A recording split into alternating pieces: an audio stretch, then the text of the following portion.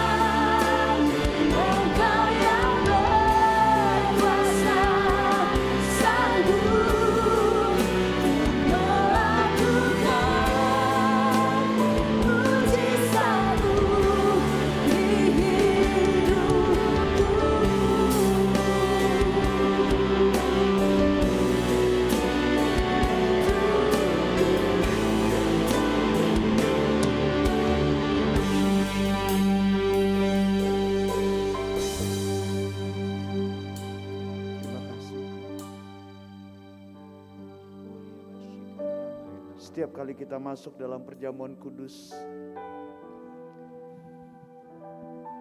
kita mengingat akan kasih dan pengampunan Tuhan yang telah menyelamatkan kita. Karena itu, jangan simpan dosa. Kalau masih ada dosa yang belum diakui kepada Tuhan, mari akuilah dan bertobatlah. Setiap kali kita masuk dalam perjamuan kudus, kita mengingat untuk menuntaskan amanat agung Tuhan Yesus dan memberitakan kematian Kristus sampai Ia datang. Perjamuan kudus juga mengingatkan kita bahwa ada persekutuan orang percaya di dalam Tuhan dan tidak ada yang bisa memisahkan kita dengan Tuhan, sebab Kristus telah menjaga seluruh aspek kehidupan kita. Yang percaya boleh katakan amin.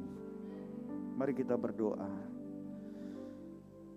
Tuhan Yesus yang baik, kami bersyukur oleh karena kasih karunia-Mu kami diselamatkan. Siapakah kami ini sebelum kami mengalami Tuhan dalam hidup kami? Kami semua adalah orang yang berdosa dan upah dosa adalah maut. Namun karena begitu besar kasih Allah atas kami semua, sehingga setiap kami yang percaya tidak binasa melainkan beroleh hidup yang kekal. Oleh karena itu ya Tuhan, sore hari ini, malam hari ini kami bersyukur kami dapat kesempatan untuk masuk dalam perjamuan kudus-Mu. Ampuni kami ya Tuhan jika ada di antara kami yang masih berbuat dosa. Ampuni kami. Kuduskan setiap kami ya Tuhan, agar kami layak untuk masuk dalam perjamuan kudus ini. Terima kasih Tuhan, kami bersyukur untuk kasih-Mu, kami bersyukur untuk pengampunan-Mu. Di dalam nama-Mu Tuhan Yesus Kristus kami berdoa. Amin. Anak-anak yang belum berusia 12 tahun, belum bisa mengikuti perjamuan kudus ini. Mari kita siapkan roti dan anggur. Sebab apa yang telah kuteruskan kepadamu telah aku terima dari Tuhan, yaitu bahwa Tuhan Yesus pada malam waktu Ia diserahkan mengambil roti. Mari kita angkat roti di tangan kanan kita tinggi-tinggi. Dan sesudah itu Ia mengucapkan syukur atasnya. Ia memecah-mecahkannya dan berkata, inilah tubuhku yang diserahkan bagi kamu. Perbuatlah ini menjadi peringatan akan aku. Saudara-saudara yang dikasihi Tuhan, bukankah roti yang kita pecah-pecahkan adalah persekutuan kita dengan tubuh Kristus? Makanlah di dalam nama Tuhan Yesus Kristus.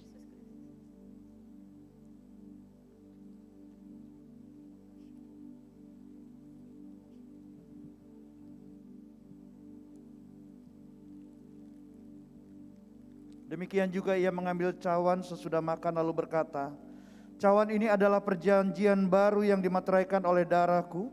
Perbuatlah ini setiap kali kamu meminumnya menjadi peringatan akan aku. Mari kita angkat cawan di tangan kanan kita tinggi-tinggi. Saudara-saudara yang dikasihi oleh Tuhan, bukankah cawan pengucapan syukur yang atasnya kita ucapkan syukur adalah persekutuan kita dengan darah Kristus? Minumlah di dalam nama Tuhan Yesus Kristus.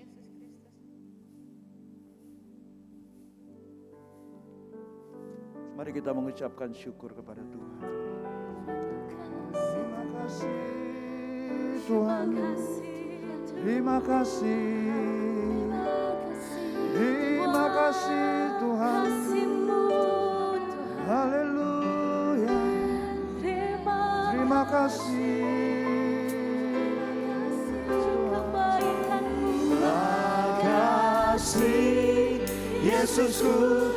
Terima kasih Yesusku, puji syukur hanya bagi Tuhanku. Terima kasih Yesusku, terima kasih Yesusku, puji syukur hanya bagi Tuhanku.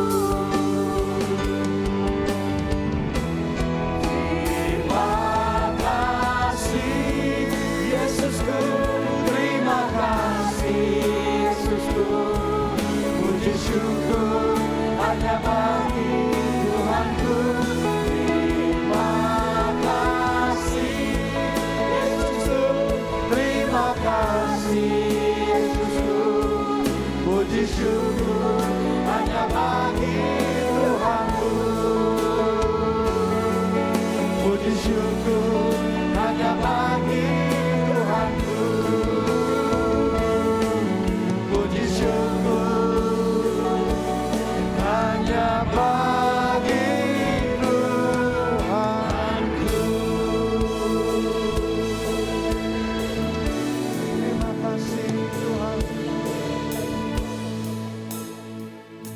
pada kesempatan yang indah ini juga, ini adalah kesempatan di mana kita akan mengembalikan persepuluhan.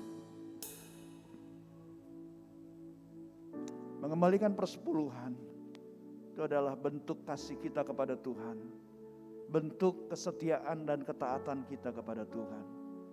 Kami bersyukur Tuhan, terima kasih untuk 1 bulan pemeliharaan Tuhan yang sempurna atas setiap kami. Kami dipercaya untuk mengelola berkat yang Tuhan berikan kepada kami. Dan saat ini kami akan mengembalikan persepuluhan. Mari kita angkat amplop persembahan kita. Atau saudara yang akan memberikan persembahan lewat QR Code, boleh angkat tangan kanan saudara. Tuhan berkati setiap anak-anak-Mu yang akan mengembalikan persepuluhan. Tuhan berkati kesetiaan, ketaatan mereka. Apa yang mereka tabur, mereka pasti akan tuai.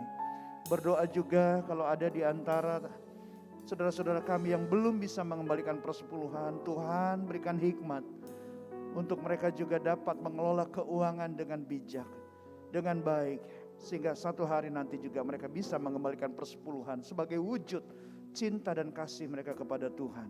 Terima kasih Tuhan, Tuhan memberkati. Di dalam nama Tuhan Yesus Kristus kami berdoa. Amin. Silakan mengembalikan, Tuhan Yesus memberkati. Segalanya yang ku miliki, semuanya daripadamu, kan ku bawa persembahanku yang terbaik hanya bagimu. Segalanya yang ku miliki, semuanya daripadamu, kan ku bawa persembahanku yang terbaik hanya bagimu.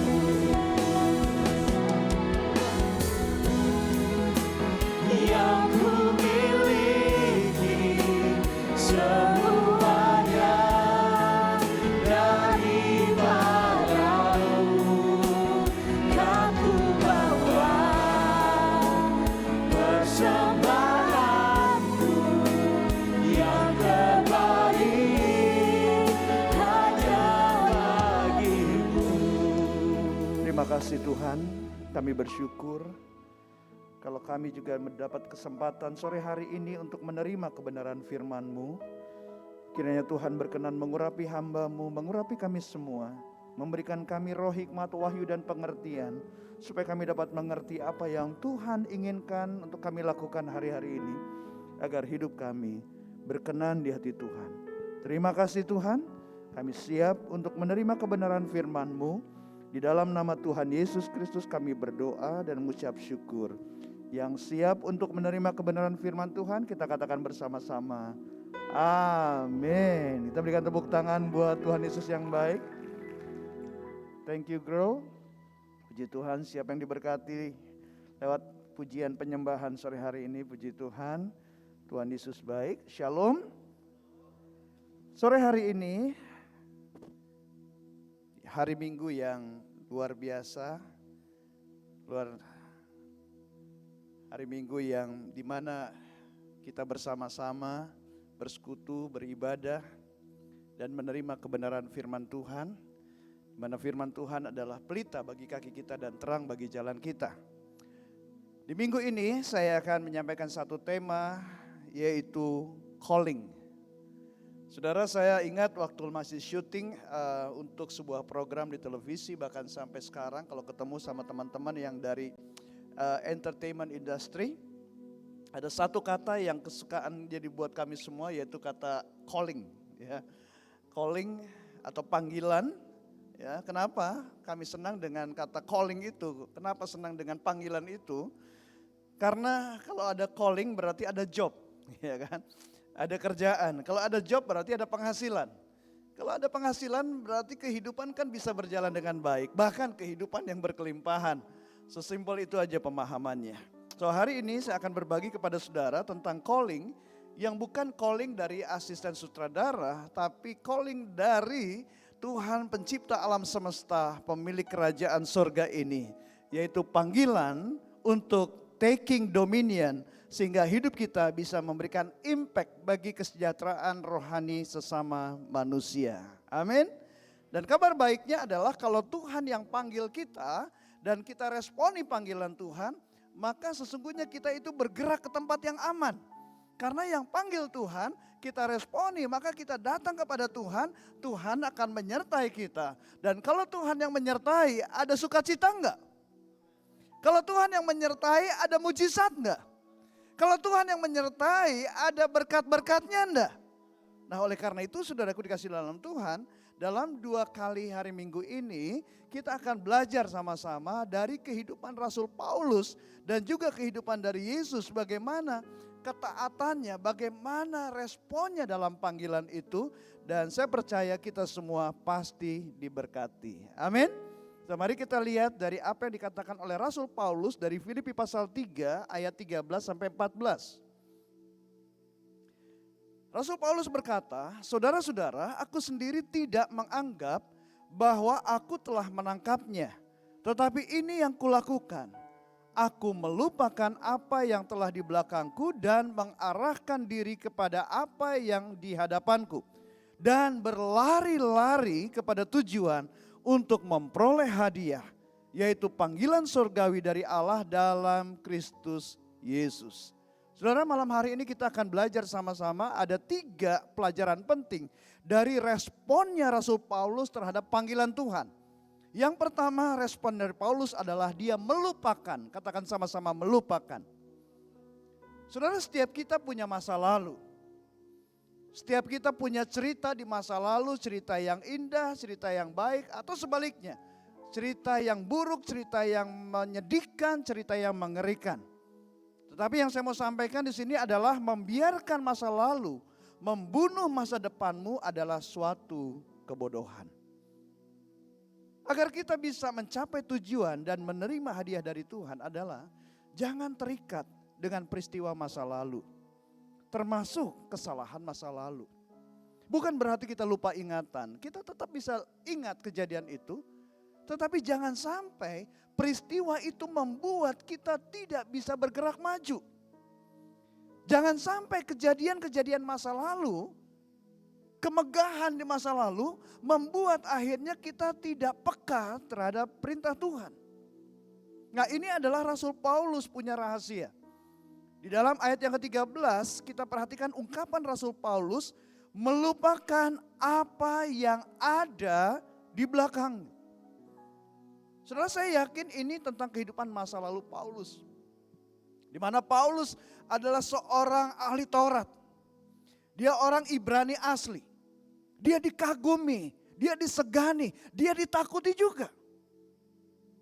Karena dia adalah seorang yang kalau melihat orang Kristen, pengikut Kristus, dia nggak tahan untuk membawa mereka ke pengadilan, menganiaya orang Kristen. Bahkan Alkitab menyatakan ketika Stefanus dirajam, Paulus itu ada secara aktif di situ.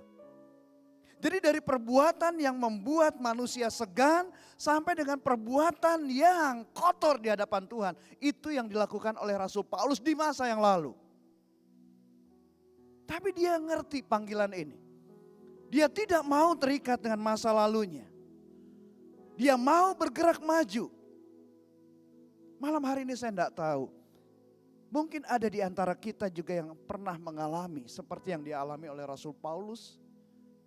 Bahkan mungkin juga ada yang mengalami kejatuhan. Kejatuhan dari kehidupan yang tidak pantas, kehidupan yang amoral. Atau ada di antara kita juga yang pernah mengalami kejatuhan karena melakukan kesalahan yang fatal di masa lalu terhadap keluarganya, di dalam bisnisnya dan lain sebagainya.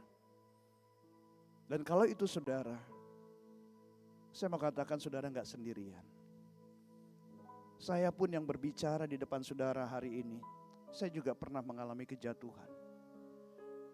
Dan itu bagi saya memalukan, bagi saya itu menyakitkan. Tetapi tahukah saudara bahwa Tuhan itu sayang sama kita. Tuhan mengasihi kita karena Dia adalah kasih. Kejatuhan kita tidak membuat Dia berhenti mengasihi kita. Kalau Tuhan sampai berhenti mengasihi kita, berarti Dia sudah berhenti jadi Tuhan. Karena Dia adalah kasih. Yang penting bagi kita adalah hari ini, sadari kesalahan kita dan bertobatlah. Lalu move on guys. Karena itu firman Tuhan berkata di dalam Yesaya 43 ayat yang ke-18 sampai 19. Janganlah ingat-ingat hal-hal yang dahulu. Dan janganlah perhatikan hal-hal yang dari zaman purbakala. Lihat, aku hendak membuat sesuatu yang baru.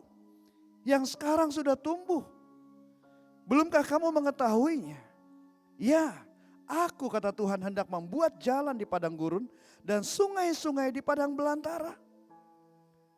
Saudaraku dikasih dalam Tuhan, Tuhan ingatkan. Bahwa Tuhan sudah membuat sesuatu yang baru.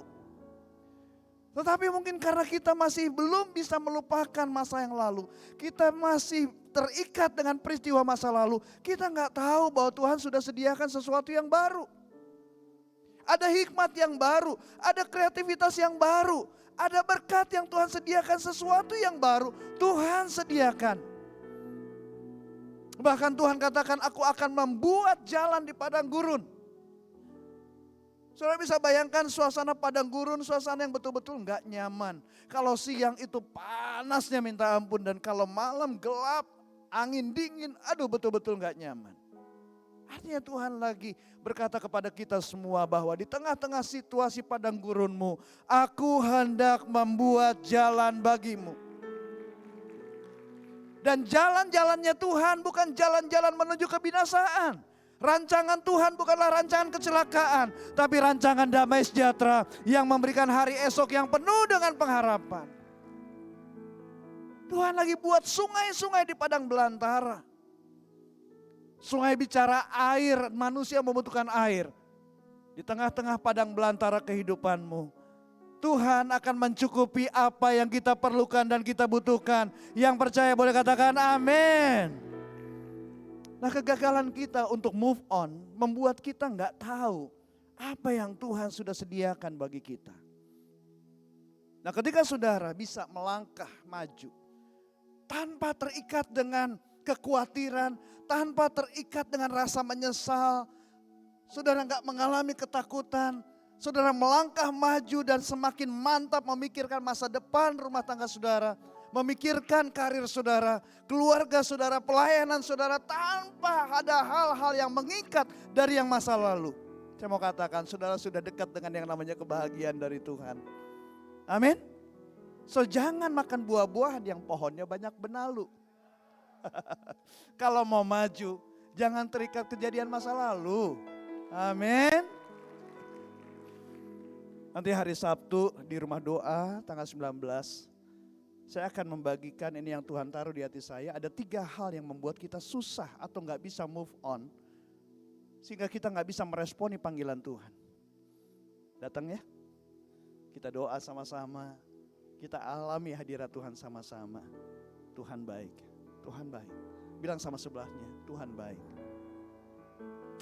Yang kedua yang kita bisa belajar dari Rasul Paulus adalah mengarahkan. Katakan sama-sama mengarahkan.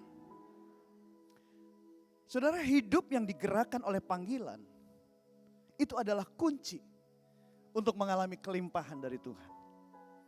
Ingat kita adalah ciptaan, kita bukan pencipta. Yang punya tujuan dalam hidup kita adalah pencipta kita. Nah ketika kita meresponi panggilan Tuhan, kita akan mengalami apa yang Yesus katakan. Anak manusia datang untuk memberikan hidup dan hidup di dalam segala kelimpahan. So remember this, Tuhan memilih dan menyelamatkan saudara dan saya agar kita menjadi murid. Dan ciri seorang murid adalah hidupnya berbuah. Itu sebabnya Yesus berkata, bukan kamu yang memilih aku, tetapi akulah yang memilih kamu. Dan aku telah menetapkan kamu supaya kamu pergi dan menghasilkan buah. Jadi untuk kita hidup bisa menghasilkan buah harus move on. Pergi. Amin. Lebih baik kita melangkah pelan-pelan, tapi maju daripada stand still. Kita nggak bisa berbuah dengan kita ada diam di tempat di mana kita berada. Go, Tuhan bilang. Dan hasilkan buah. Dan buahmu itu tetap. Kalau Tuhan yang sudah menetapkan untuk kita berbuah, artinya Tuhan sendiri yang akan memberikan kita kemampuan. Tuhan yang akan memberikan kita kuasa, kekuatan untuk menghasilkan buah. Nah, kalau kita hidup berbuah, Yesus berjanji supaya apa yang kamu minta kepada Bapa dalam namaku diberikannya kepadamu. Amin. Kita berikan tepuk tangan buat Tuhan Yesus yang baik. Nah, Tuhan panggil kita untuk memperluas kerajaan Allah. Tuhan panggil kita untuk taking dominion. Menegakkan kerajaan Allah dimanapun kita berada. Di tengah-tengah keluarga kita. Di komunitas kita. Dan kerajaan Allah bukan bicara soal makan dan minum.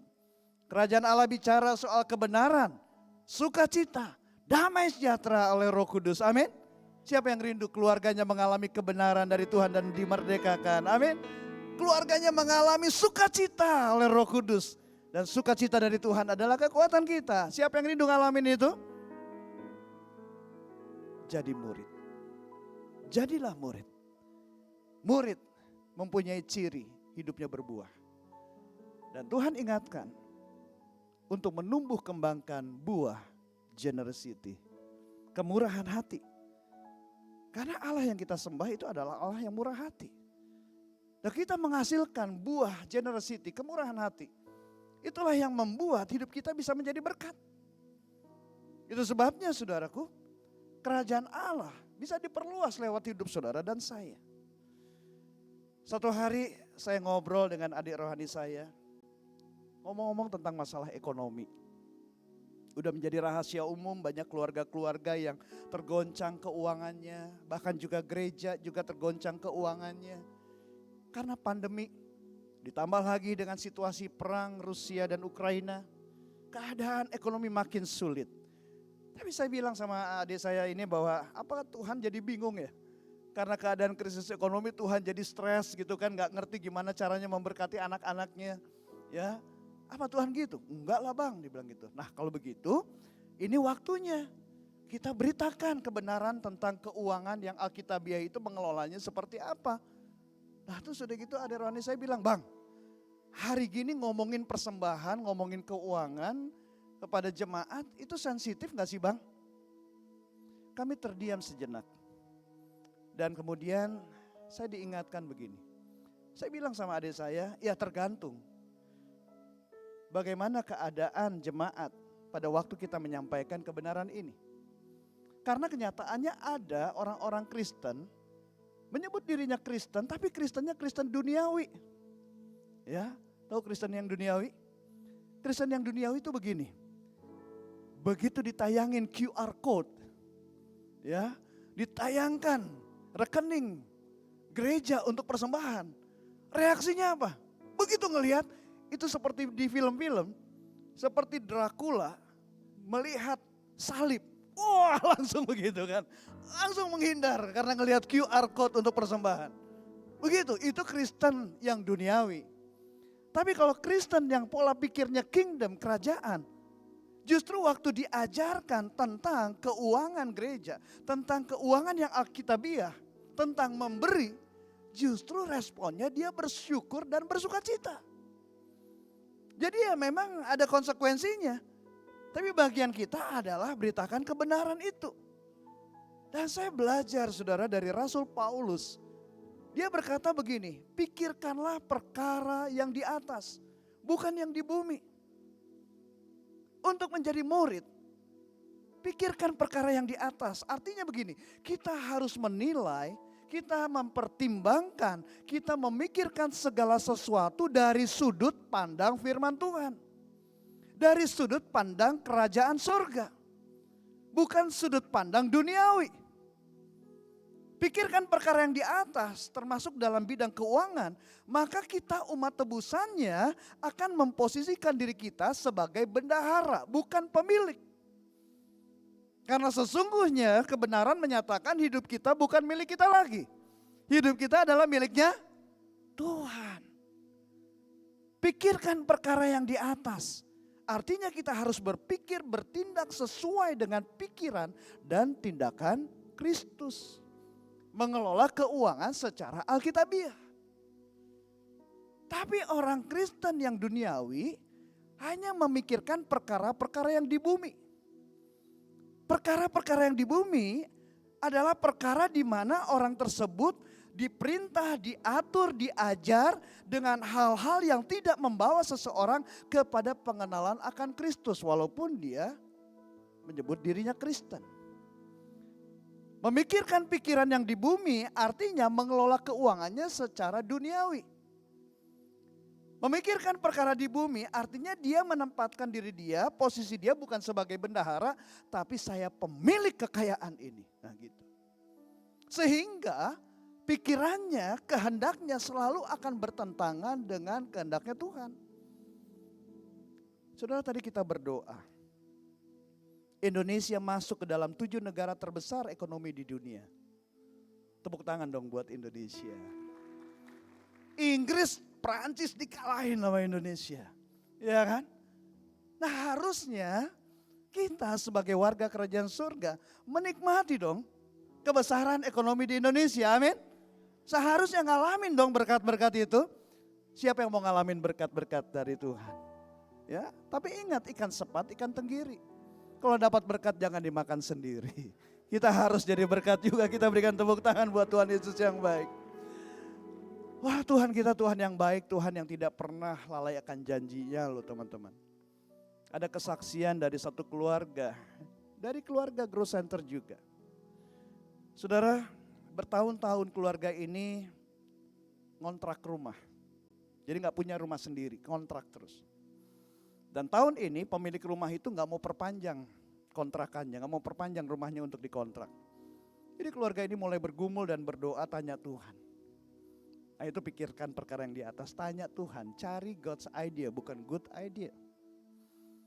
Dan Tuhan tuntun mereka untuk beli rumah. Waduh, mereka bilang hari gini posisi keuangan mereka untuk membeli rumah bukanlah suatu posisi yang tepat nih kayaknya.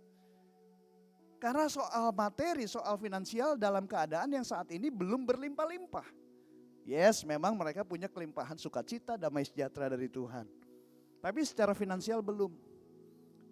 Tapi satu hal yang mereka lakukan adalah mereka mengarahkan pandangannya pada panggilannya. Mereka memikirkan pikiran perkara-perkara yang di atas bukan yang di bumi. Mereka belajar, mereka berusaha untuk menghasilkan buah generosity. Mereka berusaha untuk tetap bisa menabur, mengembalikan persepuluhan. Mereka membangun mesbah keluarga. Nah ini penting saudara. Hari-hari ini coba perhatikan mesbah keluarga kita masing-masing. Itu powerful banget. Nah melewati perjalanan bersama dengan Tuhan yang ngeri-ngeri sedap itu. Akhirnya apa saudara? Sekarang mereka bisa menempati rumah yang baru. Punya mereka sendiri. Karena bagi Tuhan tidak ada perkara yang mustahil. Amin. Poin yang saya mau sampaikan di sini adalah Tuhan itu gak pernah berlaku curang saudara. Tuhan kita adalah Tuhan yang setia akan janjinya. Apa yang kita tabur pasti akan kita tuai. Amin. Percayalah di dalam Kristus gak ada orang yang miskin karena memberi. Betul kita bekerja agar kita bisa hidup. Tetapi untuk menciptakan kehidupan yang berdampak. Untuk menegakkan kerajaan Allah, memperluas kerajaan Allah. Kita harus punya karakter memberi. Murah hati. Dan Rasul Paulus, dia alami kehidupan yang berbuah itu. Setelah dia berjumpa dengan Yesus di Damaskus, dia mengarahkan tujuan hidupnya kepada Yesus Kristus sendiri. Karena itu kehidupannya berbuah. Buah kehidupan dari Paulus, dia dipakai Tuhan untuk menjadi rasul bagi orang-orang non-Yahudi. Dia dipakai Tuhan untuk menjadi pelaku banyak mujizat. Dia dipakai Tuhan untuk menulis surat yang paling banyak di dalam perjanjian baru. Buah kehidupannya jelas. Dia berhasil taking dominion dan membuat impact di dunia ini. Pertanyaannya hari ini, kemana saudara mengarahkan hidup saudara dan keluarga saudara? Mengarahkan kepada perkara-perkara yang di atas? atau yang di bumi. Tapi satu hal yang saya mau sampaikan begini saudara. The purpose of God is not to save us from hell.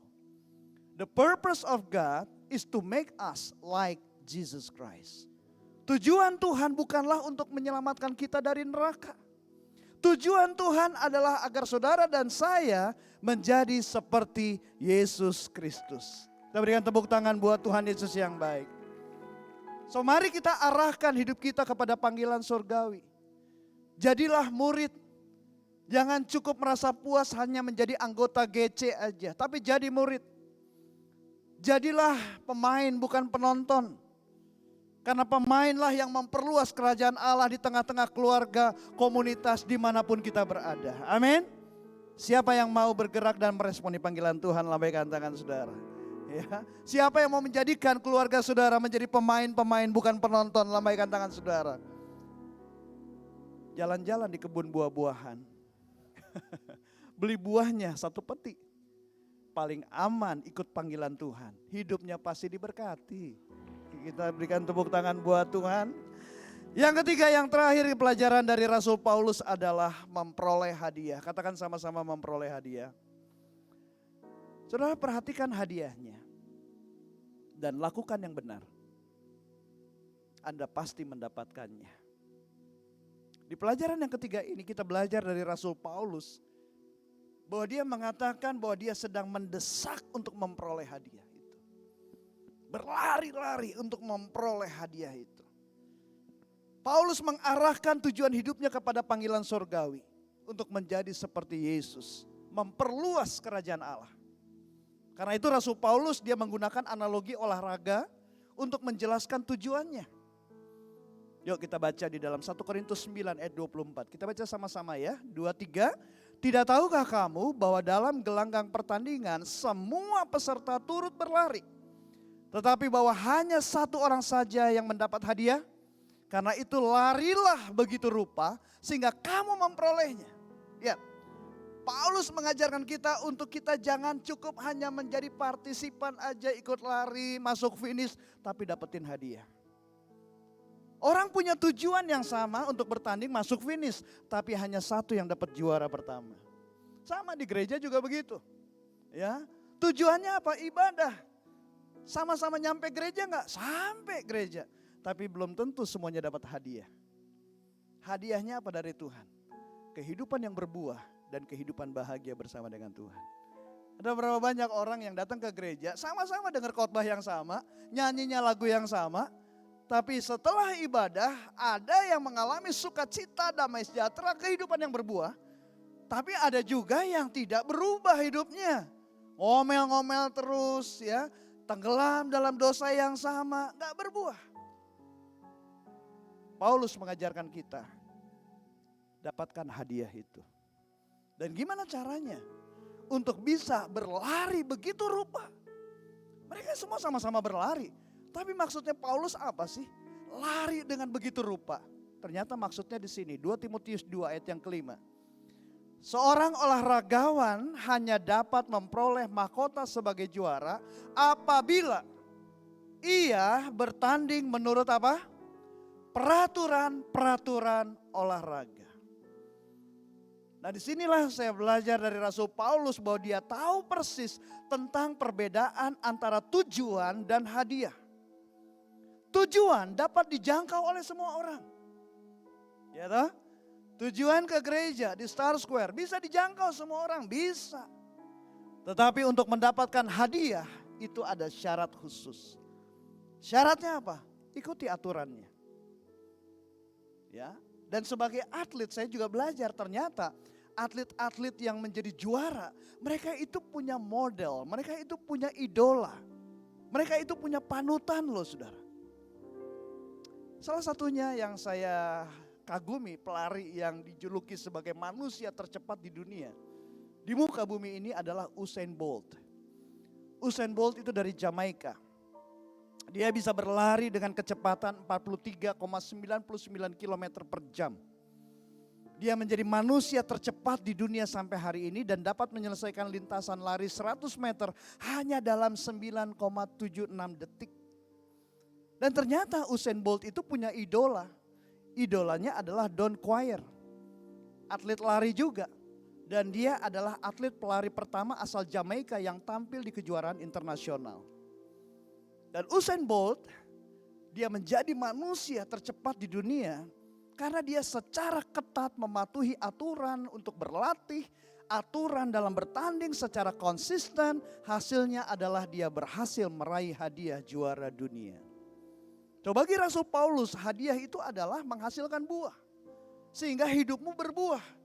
Hidupmu akan bahagia bersama dengan Yesus.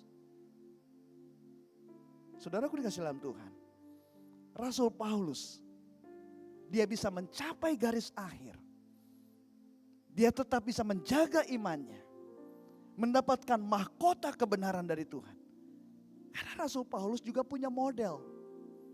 Modelnya dia, panutan dia adalah Yesus. Paulus berkata, bagiku hidup adalah Kristus, mati adalah keuntungan. Dan aturan yang dia ikuti adalah firman Tuhan.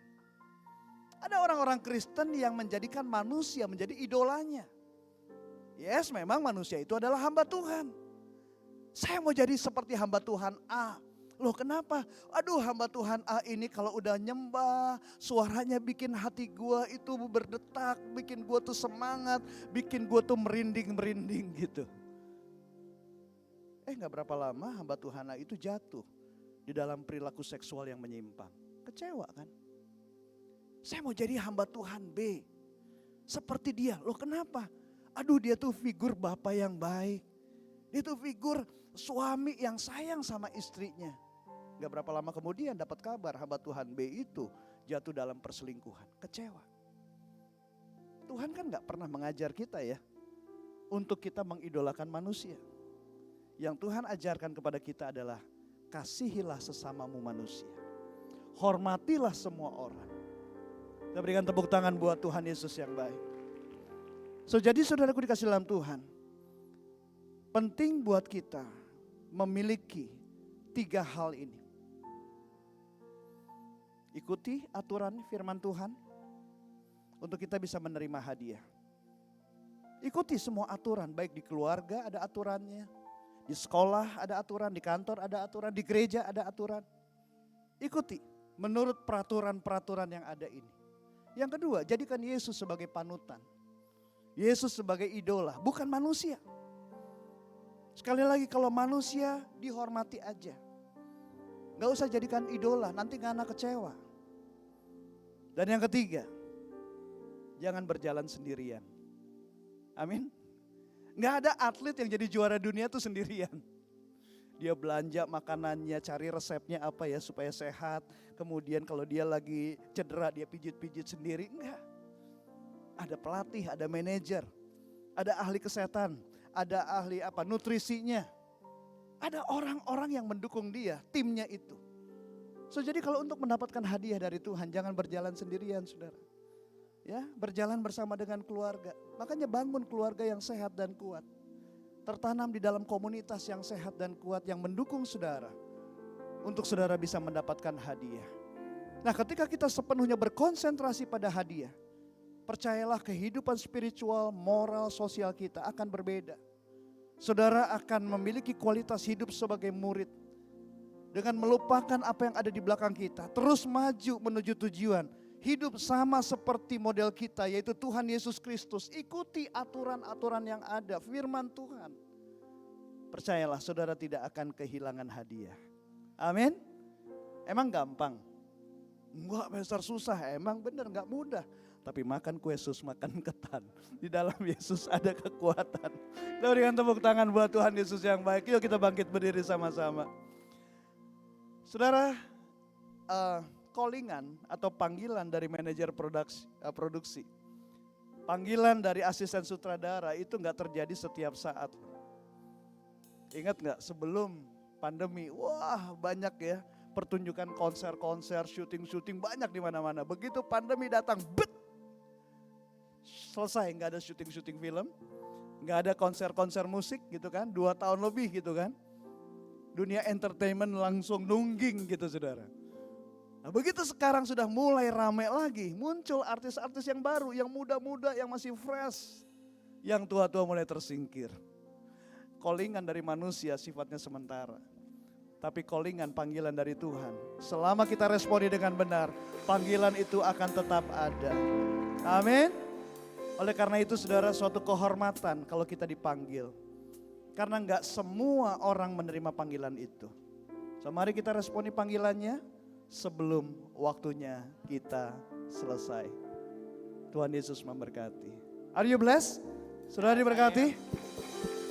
Puji Tuhan. Pohon jati, pohon kedondong. Kalau diberkati, minggu depan datang lagi dong. God bless. Kini aku percaya tiada yang mustahil bagimu. Kuasamu kuatkanku dan selalu berharap. Kini aku berserah pada rancanganmu bagiku. Ku ikuti panggilanmu, ku kan setia sampai akhir hidup. Ini aku percaya tiada yang mustahil bagimu. Kuasamu kuatkanku dan selalu berharap. Kini aku berserah pada rancanganmu bagiku. Ku ikuti panggilanmu, bukan setia. Sekali lagi katakan dengan segenap hati.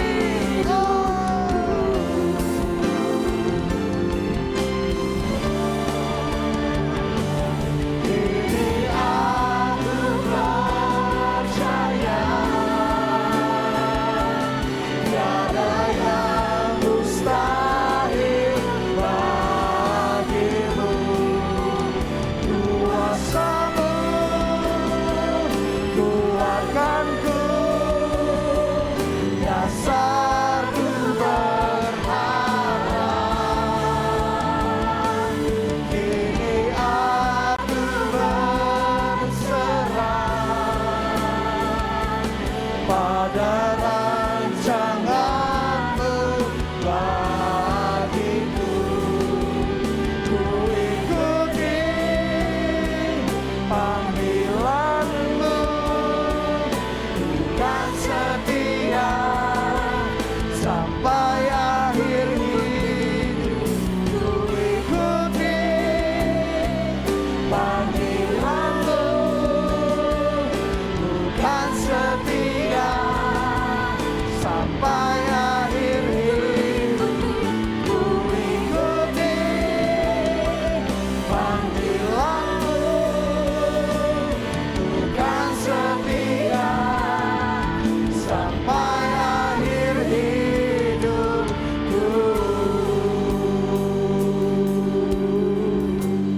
Cross Center dengar baik.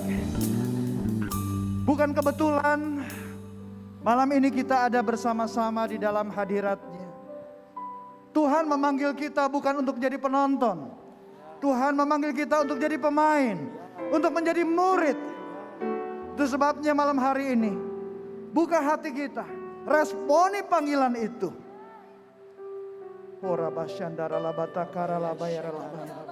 Mari angkat kedua belah tangan saudara dan terimalah pengurapan ini.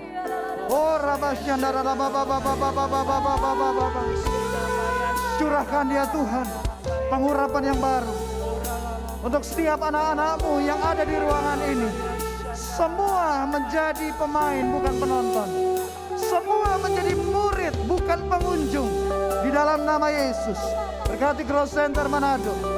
Berkati Pastor Chandra, Pastor Nova, Pastor Carlo, Pastor Thelma, all the leaders, school pastor, mempersiapkan umat yang layak bagi Tuhan. Terima, terima, terima di dalam nama Yesus. Oh Rabasyandara Labatakara Laba. Oh Rabasyandara Labayara Laba. Terima kasih Tuhan. Terima kasih Bapa. Terima kasih. Angkat kedua belah tangan saudara. Terimalah berkat dari Allah Bapa di surga. Di dalam anak yang tunggal Yesus Kristus Tuhan kita. Serta persekutuan yang manis dari Roh Kudus menyertai kita mulai malam hari ini. Bahkan sampai Maranatha. Tuhan Yesus menjemput kita di awan-awan bahkan sampai selama-lamanya. Mari yang percaya dan mencintai Tuhan sungguh-sungguh kita katakan bersama-sama. Amin, amin. Amin. Yuk sekali lagi kita beri tepuk tangan buat Tuhan.